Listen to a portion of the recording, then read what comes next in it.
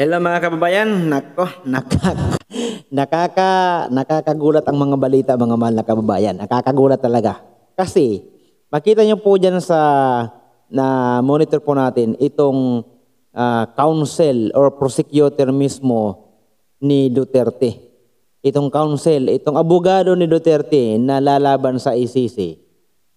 Abay, may kinakaharap din palang kaso sa kanyang sariling bansa. Ito yung nakakagulat mga mahal na kababayan. Dahil itong pagiging prosecutor niya, pagiging counsel niya kay Duterte, parang panakiputas lang daw po ito para makaiwas siya doon sa humahabol sa kanya na kaso. Ano ba itong nangyayari sa mundo? Ang gulo-gulo. Ito. Panoorin po ninyo. Ayan na, nakalagay, finish na. Wala na talaga. Talo na talaga itong si Duterte. Wala nang kapag-asa. Tingnan natin. Panoorin natin. Kasi may kaso daw ito. May humahabol sa kanya na kaso. Iwan ko kung anong kaso ang humahabol sa kanya. Patay tayong bata ka dyan. Panoorin nyo mga mahal na kababayan. Prosecutor ni Duterte, may kaso rin palang kinakaharap. Yun. Posible bang ang pag-aresto kay Duterte ay isa lamang panakipbutas sa kanyang mga dapat harapin sa sarili niyang iskandalo? Naku, mainit-init ang mga isyu ngayon sa ICC. Kaya panoorin mo ito at huwag magpapahuli. Pero bago ang lahat, huwag kalimutang mag-like, share and subscribe sa aming video para manatiling updated. Maraming salamat! Siya si Karim Khan, isang British lawyer, at siya ang kasalukuyang prosecutor sa kaso ni Duterte. Pero alam mo ba na hindi lang siya basta-bastang prosecutor? Dahil isa siya sa mga top prosecutor na may malawak na karanasan sa international criminal law. Isipin niyo mga mahal na kababayan, siya ay may malawak na karanasan sa international criminal law. Ibig sabihin ay magaling. Isipin niyo may malawak na kaalaman at karanasan. Kung sa atin ay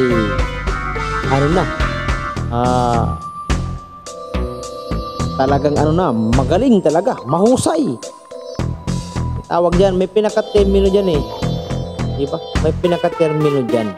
Diba? Nakalimutan ko lang talaga. Bahala na si Lord. Isa siya sa mga pangunahing tao sa pagsulong ng mga kaso laban sa war crimes. Kasama na ang pag-target kay dating Pangulong Rodrigo Duterte kaugnay ng war on drugs. Sa kabila ng kanyang tungkulin sa paghahanap ng hustisya, siya mismo ay nahaharap sa kontrobersiya. Ayun. Ng sexual misconduct. Sexual misconduct ang kanyang kinakaharap.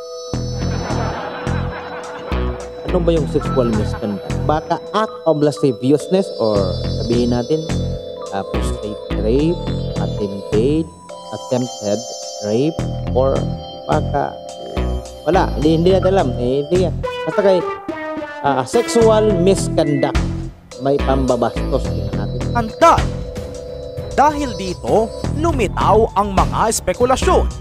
Ginamit nga ba ang warrant of arrest laban kay Duterte para pagtakpan ang kanyang sariling iskandalo? Yun lang.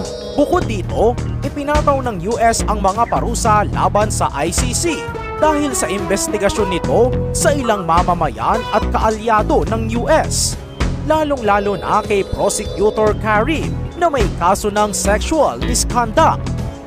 Dahil sa mga isyong ito, maraming nagtatanong, maaari pa bang pagkatiwalaan ang ICC? Yun lang. Parang naglalabanan na ang mga bansa sa bansa. US versus ICC. Nako, natin. Alamin muna natin kung ano ba talaga ang kinakaharap na kaso ni ICC prosecutor na si Karim Khan. Karim Khan. Literal na nakakagulat dahil ang tanging sentro ng balita ay nakapokus lamang sa mga kaso ng dating Pangulong Duterte. Yun nga. Sa kabilang banda pala ng lahat ng ito ay may nangyayaring mas malalang engkwentro. Dahil alam nyo bang matagal nang may kaso ng sexual misconduct si Prosecutor Karim Khan, pero hindi ito agad lumabas sa publiko.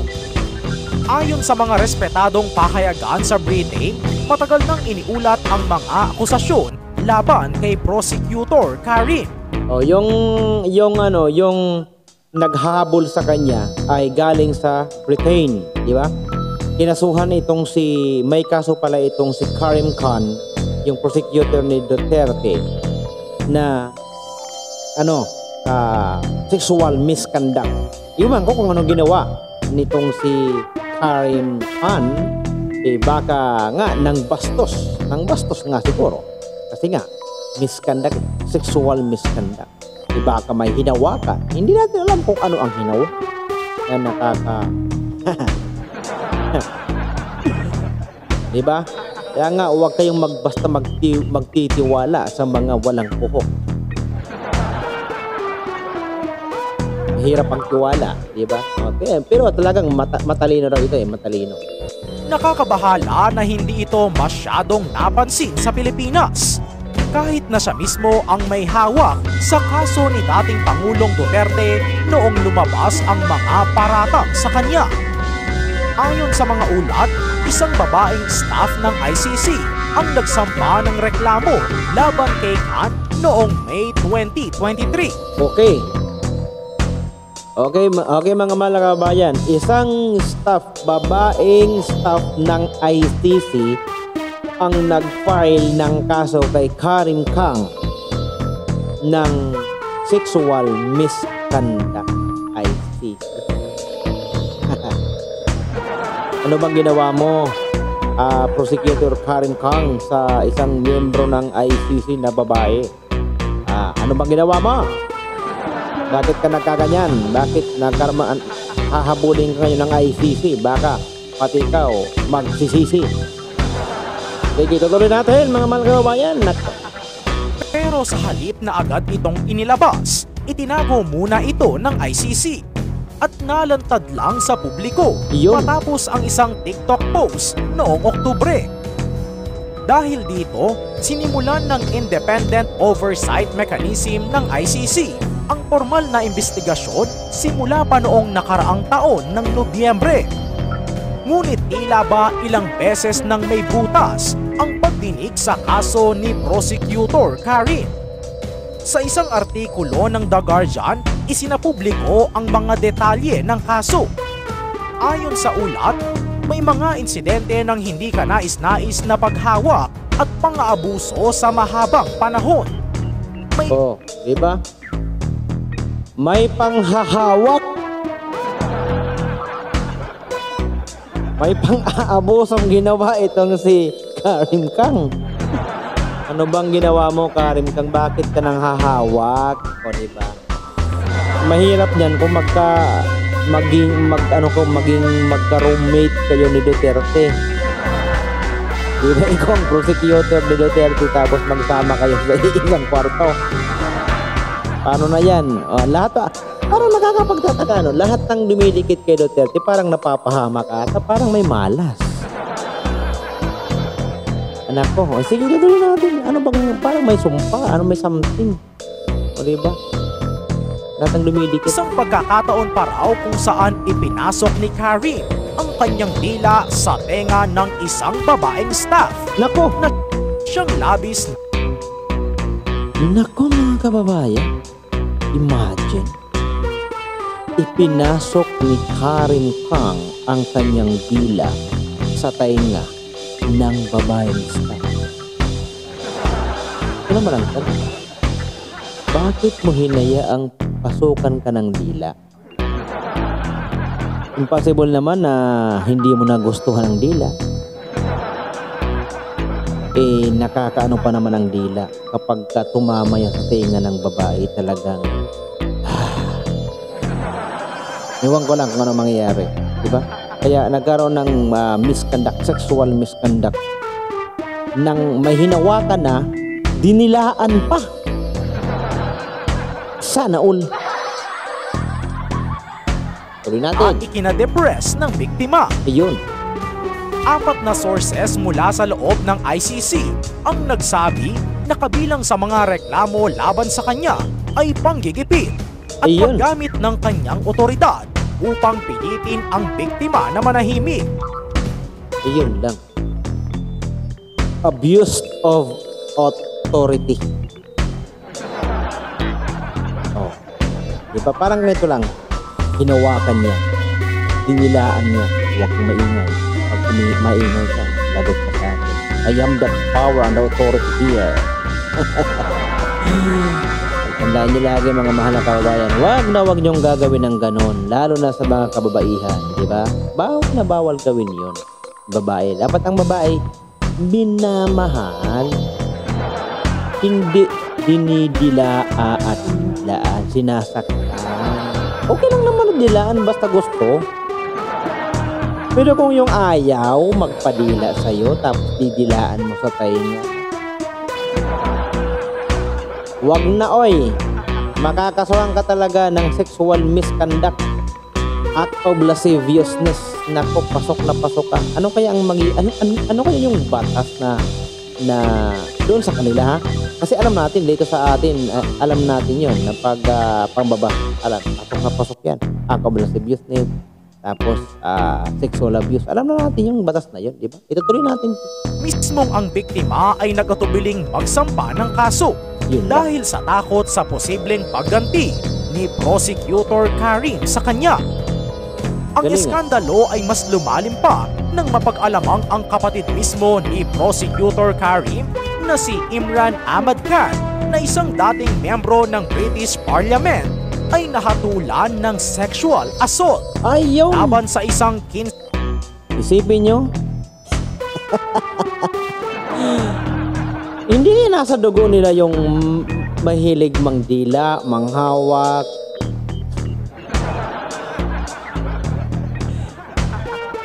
Kapatid niya pa rin, yung kapatid niya, ganun din ang ginawa. Nasa genes niya, nasa genes. Tuloy natin. 11 anyos na lalaki. My God! Noong lalaki pa.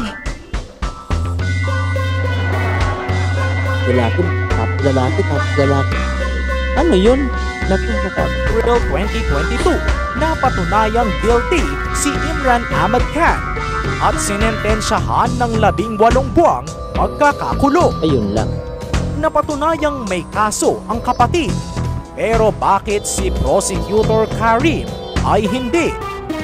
At habang patuloy naman ang investigasyon sa kaso ni Prosecutor Karim, lumabas ang isa pang ulat mula sa The Daily Mail na nagsasabing 3 mataas na opisyal ng ICC, kabilang ang American lawyer na si Brenda Hollis, ang nagkumbinse kay Prosecutor Karim na magbitiw sa pwesto upang bigyang daan ang isang patas na investigasyon laban sa kanyang mga alegasyon.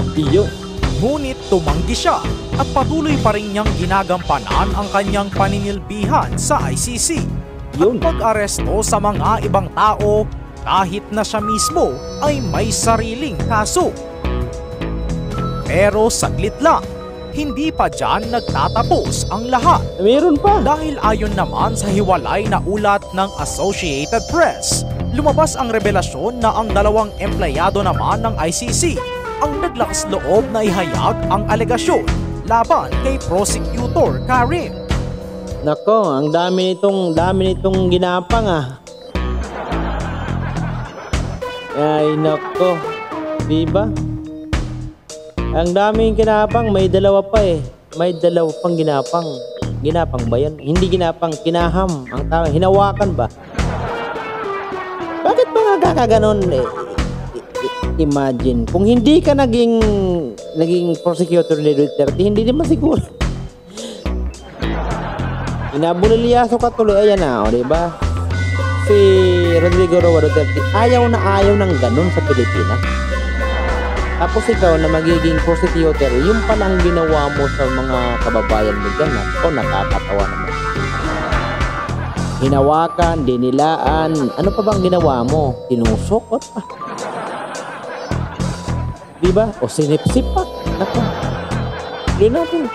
Ayon sa kanilang panayam, madalas na bumiyahe si Prosecutor Karim kasama ang naturang biktima matapos niya itong ilipat sa kanyang opisina. Uy. Sa isa sa mga biyahe, pinilit umano ni Karim na magpahinga silang magkasama sa iisang kama sa Wow. hotel. Wonderful. Pumayag naman kaya itong biktima, mga mahal na kababayan? O sa ano kaya ang pinakaano nito? Totoo kaya ang balitang ito? Ako, mga mahal na kababayan, na nagre-reaction video lang tayo. Hindi natin sinasabi na totoo ito o napatunayan na, under oath na, or talagang itong si Karim Kang is already considered as convicted, accused, or napatunayan na ba talaga na siya ay talagang ganon, may kaso talaga. Hindi natin alam kung anong baka maniwala naman tayo agad, ano. So para mas maganda, magsuri tayo, mga mahal na kababayan, dahil kahit tayo inaalam din natin ang totoo ba kaya ito, o baka mga fake news lang. Ang dami pa naman mga fake news ngayon sa social media, mga mahal na kababayan. Ako, isipin mo nga, si Duterte may nagkalat doon na kalayan na raw. Tapos ang sinakyan pa yung sa Pilipinas na eroplano na. Hindi naman totoo yun. Ando nakakulong si Duterte. Sige, tutuloy natin. Napunta na tayo Duterte. Ito talaga si Karim Kang, mahilig din mga may. At hinipuan pa raw niya ito. Ino. Isang beses, pumunta siya sa kwarto ng babae. Wow. Alas 3 ng madaling araw. Ay, talaga at nakarito. kumatok ng 10 minuto. May mga ulat din na nilock niya ang pinto Oh my ng God. kanyang opisina habang ipinasok ang kamay sa bulsa ng babae. Oh. Paulit-ulit din umano siyang nagyaya ng bakasyon kasama ito. Bagamat iniulat ng dalawang empleyado ang insidente, hindi nag-file ng formal na reklamo ang babae. Yun lang ang mali Dahil nyo. sa kakulang Yun ang mali nyo. Bakit? Ginagawang ka ng gano'n, hindi ka pa nag-file ng reklamo. Bakit? Baka nagustuhan mo rin. Oh. Sumasama ka pa nga sa kanya, di ba? Kasi member ka ng ICC, ng International Criminal Court. Impossible naman na wala kang lakas ng loob na ireklamo yan. Ginagawang ka ng masama. Baka siguro nang ipinasok ang dila, baka nagustuhan rin. At ang kinakaham, nagustuhan rin. Oo, nako, mga mahal na kababayan. Hindi natin alam kung talagang totoo ang ang balitang ito. ng tiwala sa internal watchdog ng ICC. Sa kabila ng lahat ng ito, patuloy pa rin siyang nasa pwesto. Ang tanong, paano mo ipagkakatiwala ang hustisya sa isang taong may sarili ring kaso ng pang-aabuso? Yun lang. Dito na pumasok ang mga espekulasyon na posibleng ginagamit ni Khan ang kanyang kapangyarihan upang ilayo ang atensyon sa sarili niyang iskandalo. Yun. Paano at bakit nga si former President Duterte ang kanyang napiling diversion tactics sa kanyang kaso? Diversion Ayon sa tactics. opinyon ng ilang mga eksperto, posibleng nagsimula lang naman siyang maging seryoso sa kaso ng iba noong siya mismo ay naakusahan na. Dahil ayon mismo sa British Weekly na The Spectator, ang tumawag kay ICC Prosecutor Karim Khan na isang rogue prosecutor. Ayon sa kanila, minadali ni Karim ang anunsyo ng arrest warrant laban kay Israeli Prime Minister Benjamin Netanyahu noong Mayo na hindi raw nagustuhan ng mismong team sa ICC. Sa halip na sundin ang tamang proseso, ginamit pa raw niya ito para sa sariling pagpapabida sa isang self-promotional video. Ito lang masasabi ko dyan, mga mahal na kababayan. Kung totoo ito, no? Halimbawa ikaw, prosecutor ka, mambabatas ka, alam mo ang batas. Ang tanong, bakit mo ginawa yun? Diba? Hindi mo ba alam ang batas? Sa akin lang naman, sa akin lang opinion naman. Kung totoo ang balitang ito, alam mo ang mababatas ka, alam mo ang mali, alam mo ang pwedeng ikaso sa'yo, alam mo ang magiging kaso mo at ang magiging hatol mo. bakit mo gagawin yun? Di alam mo naman na masakit ang bato tapos kukukunin mo, ipukpok mo sa ulo mo, di ba? Parang may sira ka na yan na kumuha ka ng martilyo o bato, ipukpok mo sa ulo mo. Yun lang naman kung totoo. Kung totoo ang ano niya, ang kaso niya talaga. Hindi natin alam kung talagang totoo. Di ba? Hindi natin alam kung talagang totoo ang mga nangyayari ngayon. Mas maganda pa, tuloy natin. Pero ang mas malala, hindi ito kinagat ng Israel. Hindi tulad sa Pinas na sinurrender na lang bigla si Duterte. Iyon. Pero sa Israel, diretsong tinanggihan ng Israel ang ICC at hindi nila pinayagan na kukunin nila ang kanilang Prime Minister. Diba? Dahil dito, lalong lumutang ang kahinaan ng ICC. Iyon. Wala itong kapangyarihan laban sa isang bansang tumatangging sumunod. Ayun. At dahil sa galit ng US sa naging aksyon ng ICC, naglabas ng matinding pahayag si US President Donald Trump noong February 6. Yun. Ayon sa kanya, magpapataw ang Amerika ng mabibigat na parusa sa mga ICC officials. Ayun. Kabilang na ang pag-block sa kanilang mga ari-arian. O, imagine ha, nagalit itong si Trayom, yung Pangulo ng Pilipinas, Pangulo ng Amerika. Diba? Kasi kinasuhan itong si Karim Khan ng ICC. Diba? So ayaw naman talaga ni Trump na litisin itong si prosecutor ni Duterte, si Karim Khan ng ICC. Kaya hindi nila ibinigay. At winarningan pa, di ba? Winarningan pa ng Pangulo ng Amerika, parang Pangulong Pilipinas. Iba pala ang Pangulong Pilipinas. Ang Pangulong Pilipinas, ibinibigay ang kanyang mga nasakupan, samantalang ang Pangulo ng Amerika, pinagtatanggol niya. Hindi, ako ang maglilitis dito. Ako ang maglilitis sa aking mga nasasakupan. Kung may kasalanan niya ako ang bahala dyan. Wala kayong pakialam sa akin. Ako kaya kong litisin ang aking mga nasasakupan. Ang Pilipinas sila. Ayun na.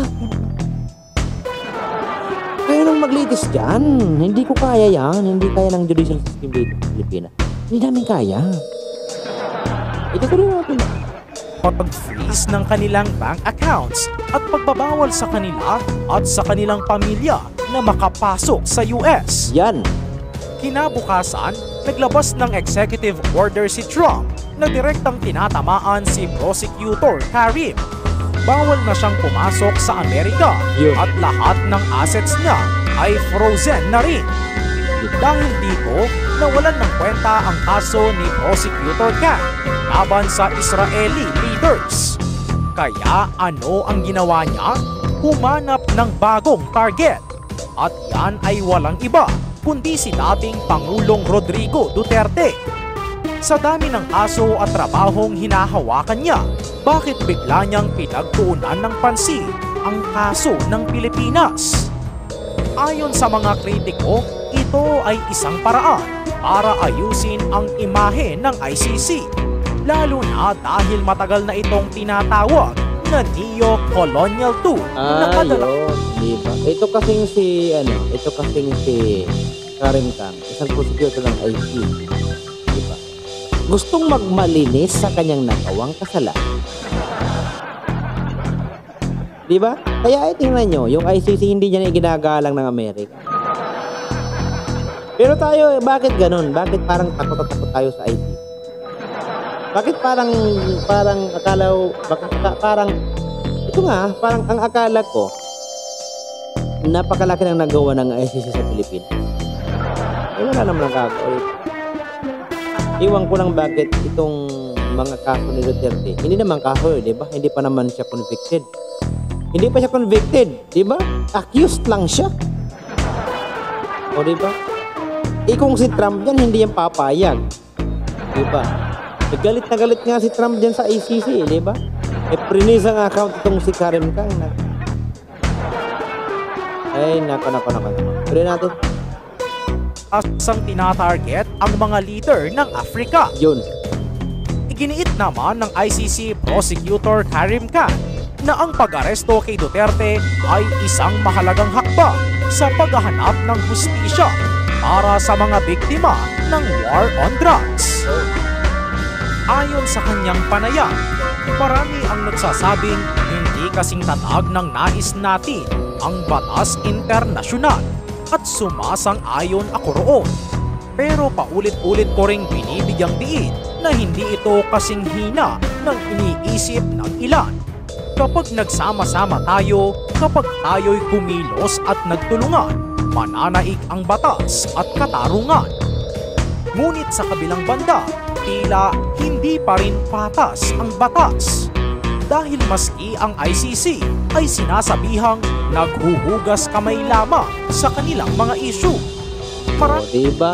Pati yung mga ICC may issue din. Lilitisin nila yung may issue tapos sila pala may issue din. Parang mga siraulo itong mga. Isipin nyo itong si Rodrigo Roa Duterte may issue. Lilitisin ng ICC. Pero itong ICC pala, pati mga prosecutor ng ICC, may mga kaso din. Katulad ni Karim Khan. Diba?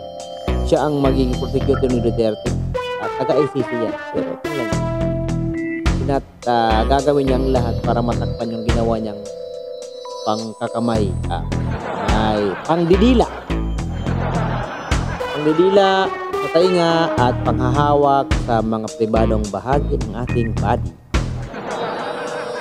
At ito ang naging biktima nito na kung mga masakabayan. Pero hindi naman natin sinasabing totoo ha. Hindi pa natin na-prove yan. Hindi pa natin na-prove.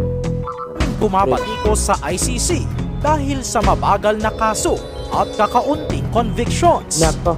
Sa loob ng 20 taon, 6 na kaso pa lang ang naipanalo. Karamihan, 6 na taon, 2 kaso ang naipanalo ng ICC. Talagang mahina.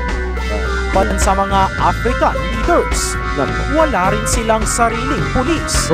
Kaya umaasa lang sila sa mga bansang kasapi para hulihin ang mga akusado. Iyon. Kabilang na sina Russian President Vladimir Putin. Totoo naman, diba? Totoo naman. Sino? Nung nag-command ang ICC, nung nagbigay ng, ang tawag doon, nung hindi yun red notice, diffusion. Sino bang humuli? Diba Interpol? Ang Interpol ba ay miyembro ng ICC? Hindi po, diba? Tapos sa tulong ng Interpol at ng kapulisan natin, nahuli si Duterte. Diba? Kawawa naman. Hindi tuloy natin. Israeli Prime Minister Benjamin Netanyahu at dating Sudanese President Omar al-Bashir na hanggang ngayon ay malaya pa rin. Bukod pa rito, matagal nang tutol ang US sa ICC pagdating sa pagsasaktan sa mga tagabansang hindi kasapi nito. Isipin nyo. Ito lang kasi isipin nyo. Hindi kasapi ng ICC. Pero bakit nila lilitisin? Tanong dyan. Meron ba silang karapatan? They don't have the right to prosecute, diba? To prosecute, diba? Na sino man na hindi kasama sa ICC, kahit ng Pilipinas, hindi kasama sa ICC, pero bakit prosecute nila? Diba? Ano bang nangyayari? Diba? Anong sabi ni, wala silang karapatan. Diba? Ayaw na ayaw nga ng Amerika eh. Kontrang Amerika kay. Kahit na nangyari ang krimen sa bansang miyembro ng ICC. Kaya noong inilabas ang arrest warrant laban kay Prime Minister Netanyahu, agad nagpatupad si Trump ng sanctions laban sa ICC. Yan! Simula kay Prosecutor Karim Khan at posibleng madamay pa ang ibang sumusuporta sa investigasyon. Kung nagtagumpay si Prosecutor Karim Khan na ipakonvict si Duterte, posibleng nailigtas niya hindi lang ang reputasyon ng ICC, kundi pati na rin ang sarili niyang pangalan. Pero sa dami ng issue na bumabalot sa kanya-kanyang mga kaso ng mga lider, dating lider at maski ang mismong prosecutor, kanino ka nga ba pumapanig? Sa tingin mo, May kinikilingan ba ang ICC o ginagawa lang nila ang kanilang trabaho? I-comment mo sa baba. At Alam niyo mga mahal na kababayan, gulong-gulo na ang utak ng mga Pilipino natin. Gulong-gulo na ang utak ng mga kababayan natin. Imagine itong si Karim Kang, may kaso din pa rin na tinatakasan. Tapos si Duterte, siya ang magiging tagapagtanggol niya na may kaso din na kinakaharap. Di ba? Iwan ko lang ang gulo-gulo ng mundo. So mga kababayan, hanggang dyan na lang muna. Bahala na kayo kung ano. Kayo lang bahalang humatol kung sino talaga ang tama at kung maniwala kayo sa balitang ito. Kasi parang, iwan ko ito basta in-upload lang natin. Siyempre, di ba? Kasi nga, naghanap din tayo ng katotohanan. At nakatingnan nyo ha, nakakatawa talaga ang balita. Nakakatawa talaga ito. Ikaw na prosecutor, ikaw din ang ito-prosecute. Pick up, dilitisin ka rin. Dahil mayroon ka rin parang pinapakita. Pero, di ba? Parang mababa na ang kredibilidad ng ICC. Kasi nga bakit? Hindi nga ginagalang ng Amerika, di ba? Kinakalaban pa ni Trump ngayon. Tapos walang mga sariling pulis. Di ba? Nakakatulong ng ibang mga kaanib o mga kaalyado nito, ang ICC. Doon lang sila nagkakaroon ng kapangyarihan. Kasi may tumutulong kanila. Kung sila lang, wala. Nako, bahala kayo. Hanggang dyan na lang muna at maraming salamat. Good night.